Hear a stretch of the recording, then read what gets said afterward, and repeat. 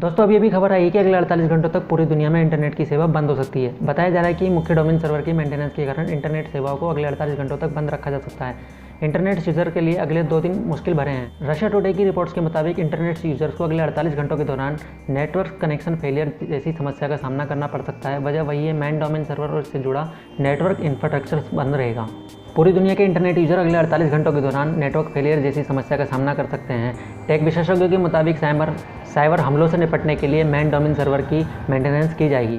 दुनिया के main domain server में .com, .in, .org आदि से जुड़ी वेबसाइटें डाउन रह सकती हैं। इस दौरान internet corporation of assigned names and numbers यानी ICANN का मेंटेनेंस वर्क जारी रहेगा। इस मेंटेनेंस में क्रिप्टोग्राफी को बदला जाएगा। दावा ये भी किया जा रहा है कि इस मेंटेनेंस के बाद इंटरनेट सर्वर और भी ज़्यादा सुरक्षित होंगे और उन्हें हैक करना और भी ज़्यादा मुश्किल हो जाएगा। वहीं CRA यानी कम्युनिकेशन रेगुलर अथॉरिटी का कहना है कि इंटरनेट की सुरक्षा के लिहाज से इसका कुछ देर के लिए शटडाउन होना भी ज़रूरी है। CRA ने कहा है कि इंटरनेट यूज़र्स के नेटवर्क प्रोवाइडर या इंटरनेट सर्विस ऑपरेटर इस बदलाव के लिए तैयार नहीं है तो इंटरनेट की सेवाएं बाधित हो सकती हैं। हालांकि उचित सिस्टम सिक्योरिटी एक्सटेंशन एनेबल करके इसके असर से बचा जा सकता है। इंटरनेट यूज़र को अगले 48 घंटों के दौरान वेब पेज एक्सेस करने में या कोई ऑनलाइन ट्रांजेक्शन करने में परेशानी हो सकती है। इसके अलावा अगर यूज़र पुराना ISP इस्तेमाल करते हैं तो उन्हें ग्लोबल नेटवर्क एक्सेस करने में प्रॉब्लम आएगी। वैसे तो एक साथ पूरी दुनिया में इंटरनेट सर्विस को बंद करना पॉसिबल नहीं है, क्योंकि इंटरनेट बंद होने से रेलवे, बैंकिंग जैसी कई सेवाएं बंद हो सकती हैं, जिससे अरबों का नुकसान हो सकता है।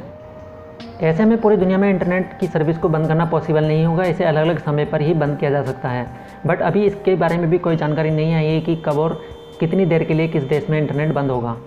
अब मैं आपको बता दूं कि ऐसी प्रॉब्लम आने पर आप क्या करें। अगर आपके लैपटॉप या कंप्यूटर पर वेब पेज नहीं खुल रहा है तो आप अपने राउटर को रिस्टार्ट करें। राउटर के रिस्टार्ट करने से ये कंफर्म हो जाएगा कि इसकी पहुंच आपके इंटरनेट सर्विस प्रोवाइडर द्वारा अपडेट किए गए DNS के डेटा तक है या नहीं। अगर इसके बाद भी आप वेब पेज को एक्सेस नहीं कर पा रहे हैं तो इसका मतलब यही है कि आपके इंटरनेट सर्विस प्रोवाइडर द्वारा DNS को अभी तक चेंज नहीं किया गया है। तो इसके लिए आप डायरेक्ट अपने इंटरनेट सर्विस प्रोवाइडर से बात करें।